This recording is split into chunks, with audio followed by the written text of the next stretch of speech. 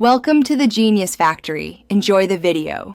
In this video, I will explain how to make stew gizzard. First, ensure your gizzards are meticulously cleaned. Rinse them well under cold water to remove any impurities. Then, carefully trim away any excess fat or gristle, as these can make the stew tough. Finally, cut the gizzards into uniform, bite-sized pieces, about 1 inch in size, to ensure they cook evenly and are pleasant to eat. Next, we'll build our flavor base. Heat a little oil in a pot and sauté chopped onions and minced garlic until they are soft and fragrant. Add your prepared gizzard pieces to the pot and brown them thoroughly on all sides. This step adds depth of flavor and a nice texture.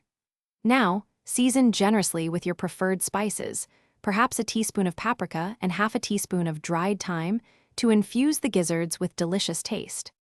Now it's time to transform our gizzards into a tender stew. Pour in enough chicken or beef broth, or even just water to completely cover the gizzards.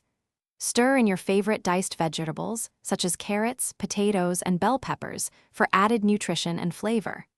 Bring the mixture to a gentle simmer, then reduce the heat to low, cover, and let it cook for at least 90 minutes, or until the gizzards are very tender. As your stew finishes cooking, taste and adjust the seasoning as needed. You might want to add a pinch more salt or pepper, or some fresh parsley for brightness.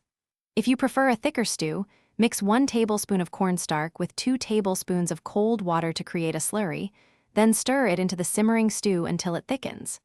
Serve your delicious gizzard stew hot, perhaps over fluffy rice or with crusty bread. Thanks for watching. If you found this helpful, don't forget to like and subscribe.